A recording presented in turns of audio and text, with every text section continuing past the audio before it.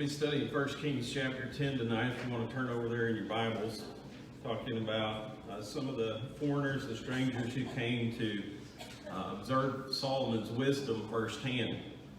And we kind of have a question to get our minds going here, get everybody awake, right? It's Wednesday night, and try to get us thinking down the path that we want to go tonight. And so question number one on your sheet is, has anybody here ever had to entertain a famous or important visitor?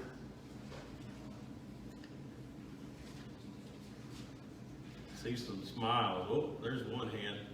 You want to tell us about it? Sure. I forgot what his name is. Uh-oh. He's the BAM guy that does the food guy. The BAM. What's his name? Yes. So I was, when I did my Dallas internship, he was somebody that for American Airlines, was one of our clients, and we had reporters come in to interview him because he was doing a special dish for first class. Okay. And, So you were kind of babysitting, or? I was babysitting. Yeah. Okay, so anybody else ever had to do anything like that? Yes, sir. I was on the Missouri State Senate floor and had to entertain the senators and representatives. That's my work.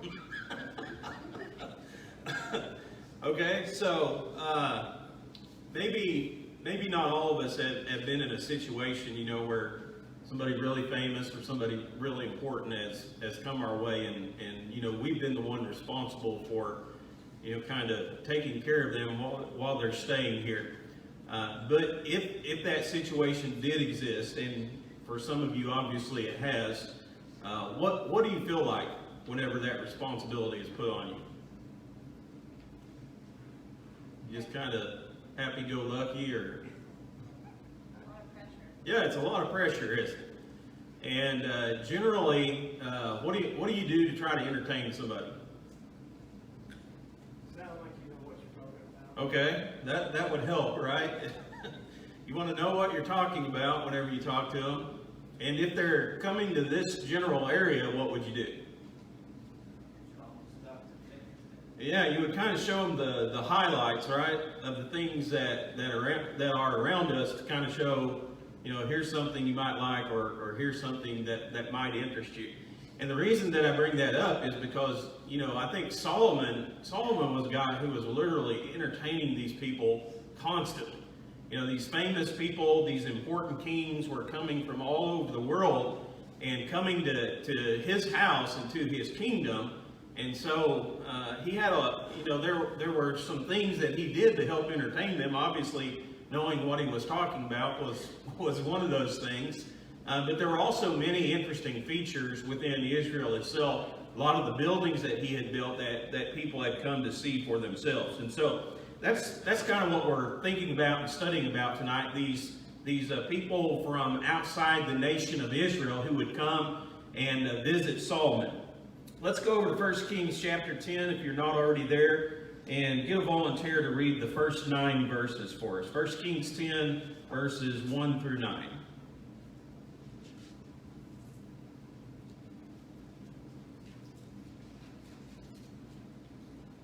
When the queen of Sheba heard the fame of Solomon concerning the name of the Lord, she came to prove him with hard questions.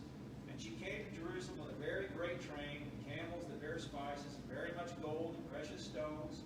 And when she was come to Solomon, she communed with him of all that was in her heart. And Solomon told her all her questions.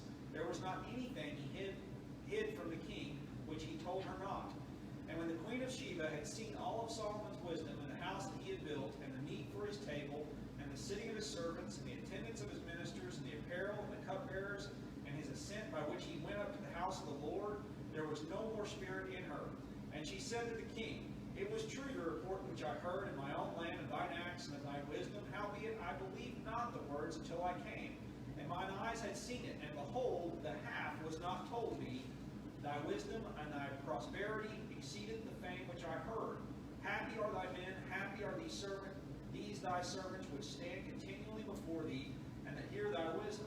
Blessed be the Lord thy God, which delighteth in thee, to set thee on the throne of Israel, because the Lord loved Israel forever.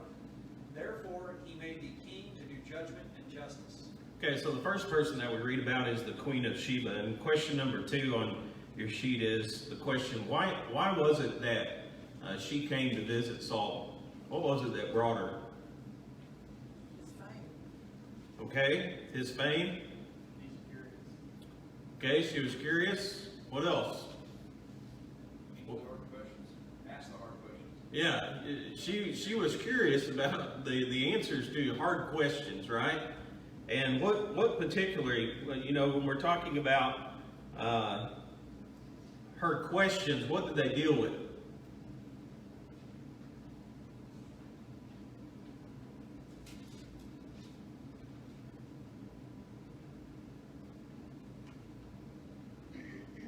What was in her heart? Okay. I'm not for sure what that was. Okay. It may have been a personal thing, or it may have been things about her country, or, you know, who knows? What are hard questions? I mean, some questions aren't too hard, right? What would you consider some of the hardest questions to answer? Okay, have a possibility of more than one answer? Opinion. Opinion? That's not too hard to answer. Might be hard to get along with and agree, but not too hard to answer. I don't know if it's hard, but the big question is the point and purpose of life would be what I would think. I would go spiritual. I don't know what she said. Yeah, and I think there's kind of a hint of that. If you look in verse 1 there, it says she'd heard of the fame of Solomon concerning the name of the Lord.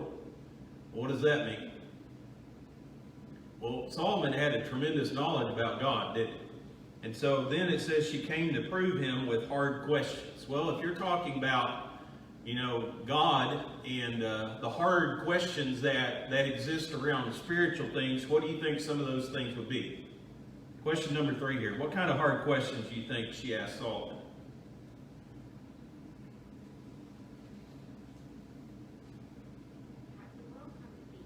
All right, where'd we come from, right? How'd we get here?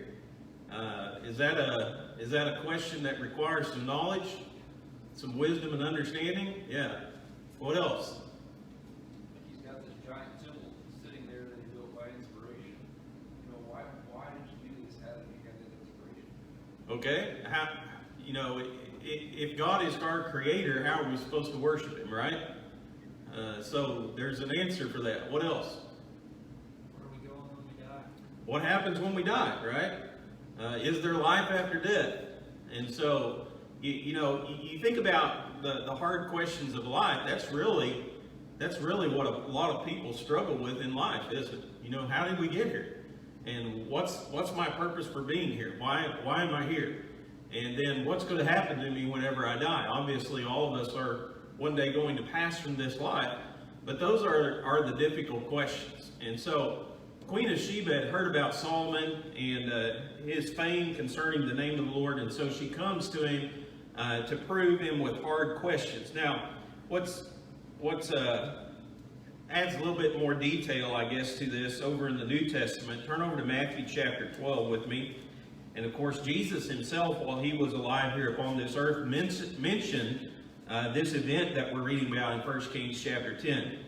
But in Matthew chapter 12 and verse 42, you remember that the Pharisees came to Jesus and they wanted a sign from him to show that he was from God. And of course, Jesus pointed out, and he'd done many miracles. They'd witnessed it for themselves. He knew they weren't going to believe. And so he says, an evil and adulterous generation seeks a sign, and there's no sign that's going to be given to it except the sign of Jonah. Like Jonah was in the belly of the great fish for 3 days, 3 nights, so the Son of Man will be in the heart of the earth. But then he says something in verse 42 here. And he says, the queen of the south shall rise up in the judgment with this generation and shall condemn it. For she came from the uttermost parts of the earth to hear the wisdom of Solomon, and behold, a greater than Solomon is here. I think Jesus, by implication, is talking about, these people, again, they weren't going to listen to him. They didn't really care about him, but the Queen of Sheba, the Queen of the South, that's what he's talking about there, traveled a tremendous distance to hear the wisdom of Solomon concerning the name of the Lord. And so in the judgment day, she's going to stand up against them. They had Jesus right in the midst of them, and they wouldn't hear what he had to say. But she was willing to make this great journey and travel this great distance in order to ask some very hard questions and learn the answers to those questions. And so it kind of indicates, I think, to me that, again, her pursuit in coming to Solomon, I think she wanted to see everything that, all the physical things that were involved, but it was really the pursuit of spiritual knowledge. That's what she was trying to gain, the answers to these hard questions of life. And so, as we read there in Matthew 12, Jesus talked about her and about her zeal. How far did she travel? Anybody know? Well, think about that just a minute. Let's go to number 4 here. What gifts did the Queen of Sheba bear whenever she came to Solomon? She brought Solomon some gifts. What were some of those? Camels, Yeah, camels, spices, spices. gold, How much gold? much, Yeah, a lot, very much. precious stones. Yeah, precious jewels. Have any idea how far she had to travel with these things?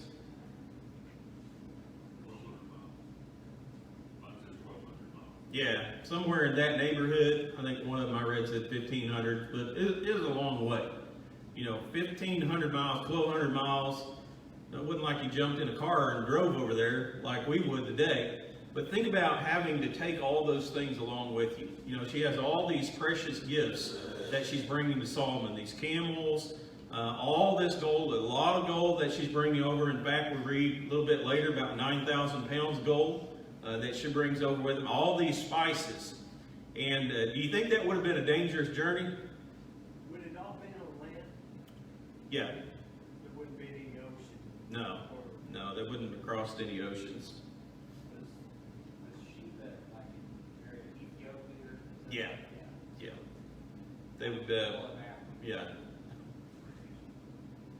not like 60 or 70 days. What was general travel? I think if you were a good traveler, 15 miles you could make it in a day.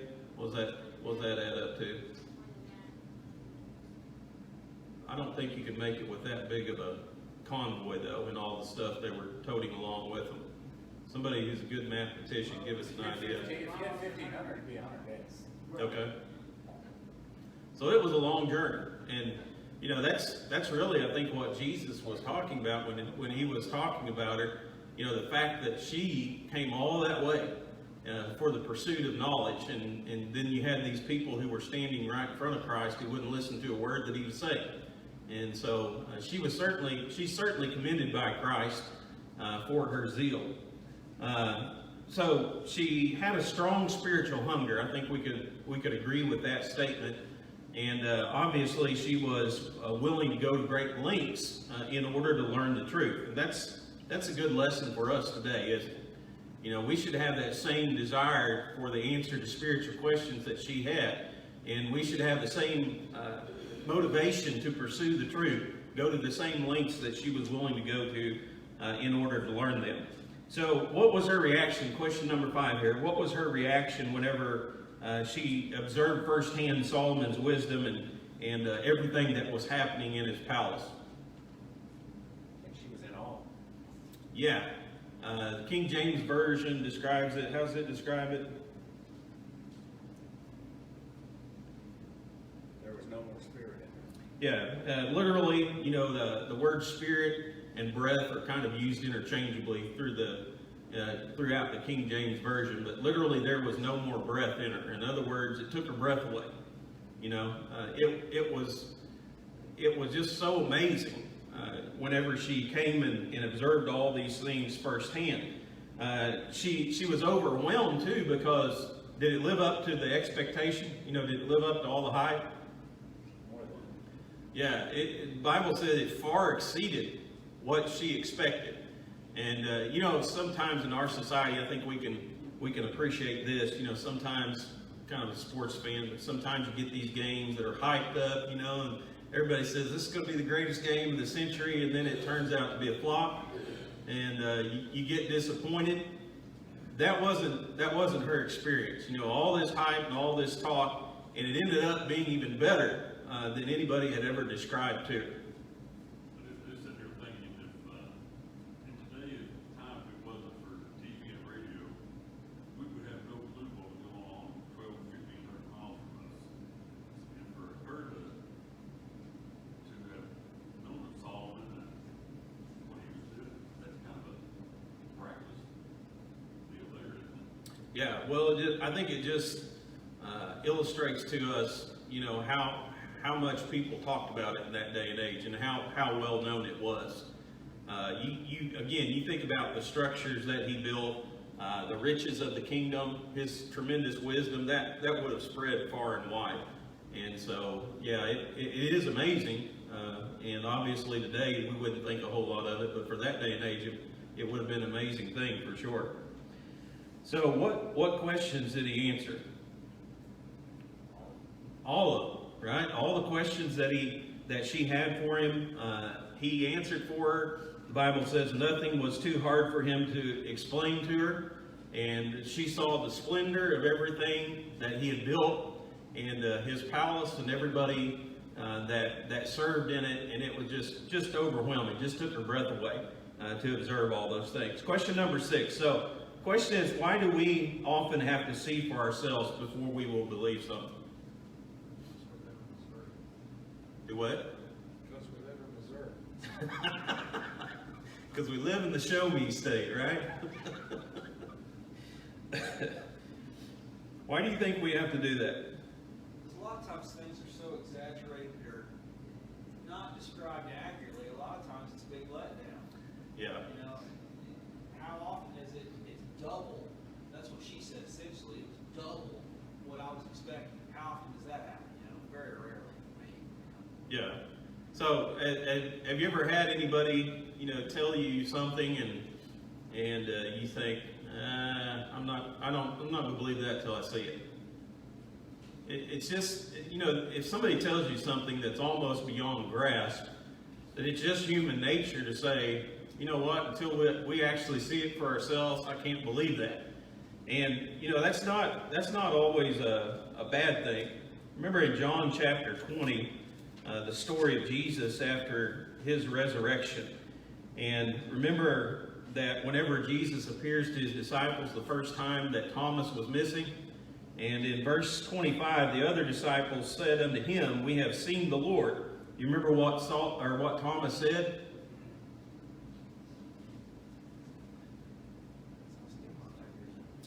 Yeah, he said, unless I put my fingers in the print of the nails and thrust my hand into his side, I'm not going to believe that.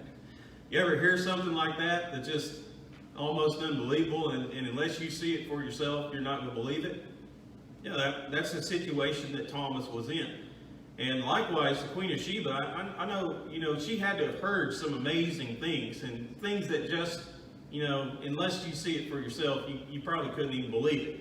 But like Adam said, the amazing thing was it wasn't just that it lived up, you know, to her expectations. It was just so far beyond what she could have ever fathomed and hoped for that she was just overwhelmed. It took her breath away. So question number 7, why did the Queen of Sheba offer praise to God? She praises God after all this stuff that Solomon, all these questions that Solomon answers and all these things that she sees. Is it for making such a great human, creature? Okay, what was the basis of all this? Solomon's wisdom, all these physical blessings. Knowing Solomon's wisdom, I bet when he was telling her this, he was giving God the glory and honor and the credit for it. Yeah, I mean, Solomon was a godly man, and so, you know, can you imagine somebody visiting you and asking you some of these questions and say, how do you know all this? You know, and then Solomon tells her about this, you know, this event that he had where God appears to him in a dream at Gibeon and gives him or asks him, you know, name whatever you want and I'll give it to you. And so his choice was that wisdom. And because he chose that wisdom, God said, I'm also going to give you riches. And so knowing Solomon, yeah, and again, she visits, you know, he shows her his ascent that leads up to the temple itself. And so obviously, he incorporates God into all these things that he's talking to her about. So she sees that this great wisdom that he has been given to him by Jehovah God. She sees that all these great blessings that he's enjoying have come from Jehovah God that he's serving. And so she praises Jehovah God for all these things. Question number 8. In what way did a visit to Solomon's court reveal that God loved Israel? I think there's really 3 things that are kind of mentioned here that I wrote down at least that showed God's love for Israel.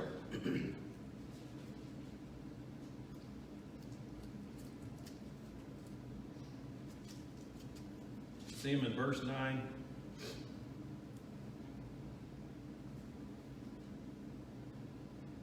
Thank you, Solomon King. Yeah, I mean, the fact that God chose Solomon, remember, yes, he was a descendant of David, but God chose Solomon to be the next king of Israel. And so the fact that he chose this man who was full of wisdom and could rule over such a large nation and help them out showed that God loved them. What else do you see there? To do justice and righteousness. Yeah, the fact that God was wanting to maintain justice and righteousness over this kingdom shows that he loved them. You know, if he didn't love them, he would have just left them alone and let them do whatever they wanted to do. But the fact that he wanted them to do what was right and what was just showed his love for them. And then the third thing is kind of hard to see in there, but the covenant that God made with Israel was a sign of his love for them. Remember, he made it with that nation, not any others. Okay, so let's go to verse 10. Somebody read verse 10 through 13 for us. We're in 1 Kings chapter 10 again, verses 10 through 13, please.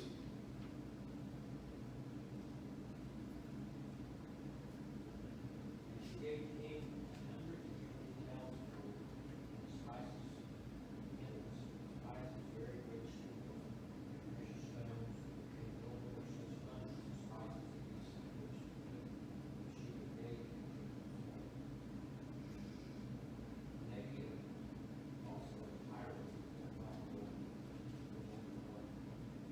brought him over a great plain, all the trees and precious stones. And the king made of all the trees pillars of the house of the Lord, which his house carved also saw his cedars. Because which all the trees were of cedar to this day. Solomon gave him Queen of Sheba all her desire, also she cast aside what Solomon gave her daughter Anne. So she turned from him to her own country, she and her servants. All right, so question number 9 is, what did the Queen of Sheba receive from Solomon before she went back to her own country? Sort of a theme of something. I think she asked for. Yeah, anything she wanted. I mean, again, that kind of indicates the vastness of Solomon's riches. But anything that she wanted, you know, Solomon saw to it that she got it. If she wanted to trade for something, Solomon made sure that it happened. So basically, anything that her heart desired, she got in that visit to Solomon. Question number 10, what does a visitor mean when he or she brings a gift to the host? You ever had somebody come to your house and they bring you a gift? What do they mean by that?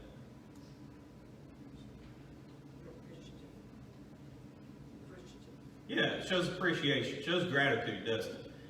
It's a way of honoring somebody and showing somebody that you value their presence. And so that was generally a custom in that day and age. And kind of the idea of the higher up on the chain you went, you know, physically speaking, the greater the gift. And so what do you bring a king who has everything?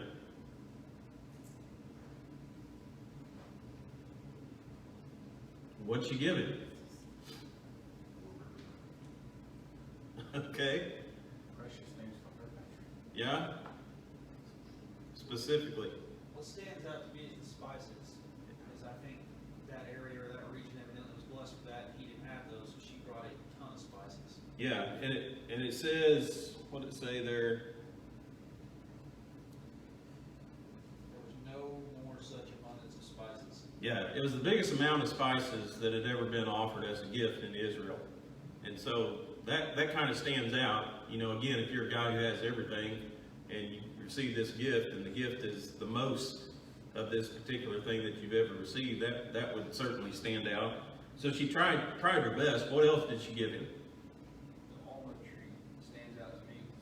This is unlike anything we've ever seen this day. Yeah. Anything they've ever seen that day. Yeah, Solomon had a lot of that stuff in his kingdom. Stuff that hadn't been seen before, would never be seen again like it. She gave him how much gold? 120 talents. Yeah, about 9,000 pounds of gold. If you remember, that was the amount that Hiram gave to Solomon to finish his building. And so some people think that's kind of a debt that she paid off for him, so to speak, where Solomon returns that to Hiram, gets those cities back, and pays the debt off. So that would have been a meaningful gift, you know, if it was indeed used in that way. The spices, of course, were very valuable. You know, they used them in their houses. They used them in worship to God. They used them in embalming. That was a pretty common custom of that day and age. So they were a great benefit. And then, of course, all these precious jewels that she brought along with her. So even though Solomon had everything, I think the gifts that she gave him were, you know, pretty significant gifts because of the fact that they helped out in all those different manners. All right, let's go to verse 14. Somebody read 14 through 21 for us.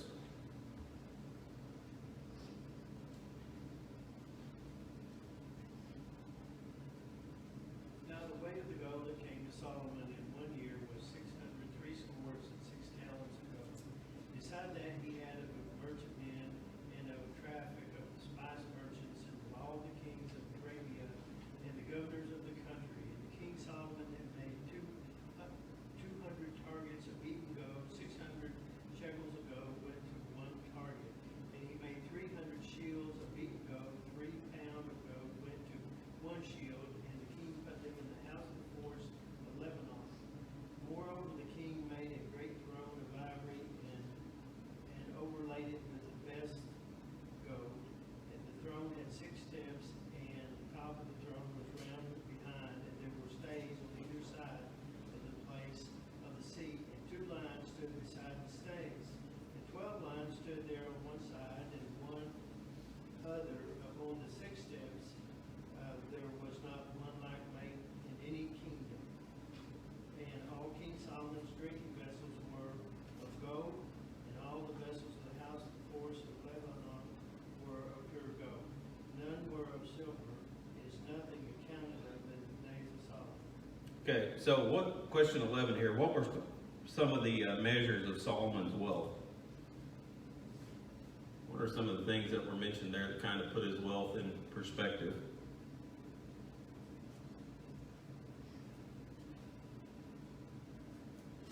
Tells the amount of gold he had collected in a year. Yeah. 666 pounds of gold, that's not a number. Yeah. 666 talents of gold. And then of course he had all these other, you know, these bounties that were paid in, the tariffs, the tolls that people would use just to go pass through Israel. They had to pay a certain amount, you know, just to pass through the land. And so he had a lot of wealth. And then, you know, you read about these shields that he makes, and he hangs in the fortress of Lebanon. You know, shields that are made out of 5 pounds of gold, and then smaller ones that are made out of 4 pounds of gold. And just a lot of different things that are mentioned there. But the recurring theme is gold, gold, and more gold, right? So question number 12, what unique piece of furniture was created specifically for Solomon? Well, the great throne of ivory that was overlaid with the best gold. Yeah, the purest of gold that it was overlaid with. It had 6 steps that led up to the throne that were overlaid too. Had armrests, had statues of lions right beside the armrest, and then at the end of every step it had a lion, 12 lions representing the tribes of Israel.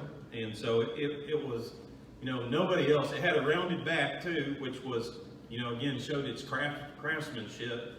but nobody else had anything comparable to it in all the kingdoms around him. Question 13, what was the availability of value of precious metals in Solomon's day? Somewhere else it talks about silver being like rocks. Yeah. Can you imagine that? I mean, silver in the land of Israel was so plentiful, it's like finding a rock. That's how much there was. What did that do to the value of silver? Wasn't worth a whole lot. Everything that Solomon had was made of gold. All of his cups, all the stuff in his house. He didn't have any silver. It was all made of gold because silver was basically worthless. Well, not worthless, but of small value in that day and age because there was so much of it in Israel. If you read the rest of the chapter there's two areas that Solomon was graced with greater wealth than everyone that was in riches and wisdom. And, you read about these people who are continually coming to Solomon, and obviously some of them are kings and rulers. And I think the questions that they have and the advice that Solomon gives would be, like any leader, how do you improve the economy? How do you improve the wealth of the people? And every person that comes to Solomon brings him more stuff. And so that just keeps on, building upon his riches. The last question, 16, why is wisdom valued equally or above wisdom? Solomon was obviously very, very, very rich. What do you think wisdom did for him?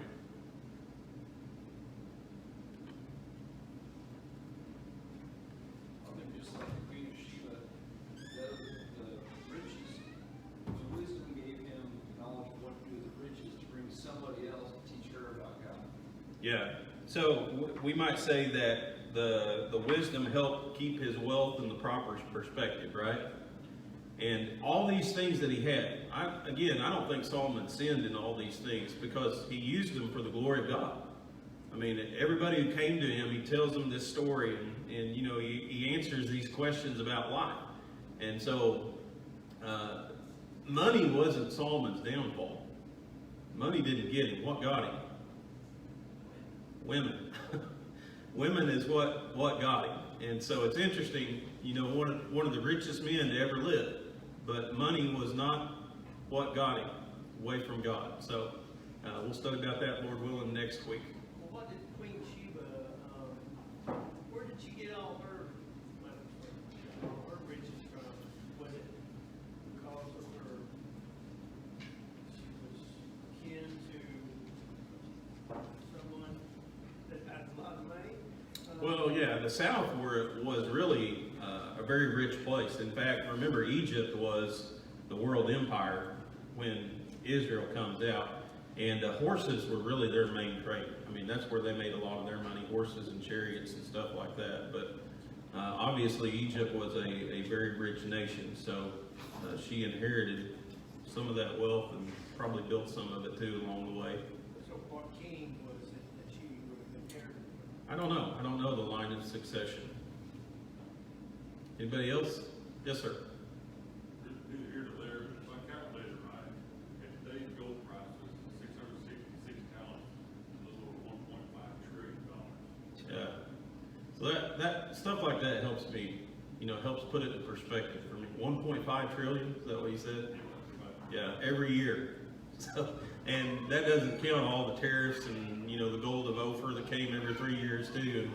And very, very rich kingdom.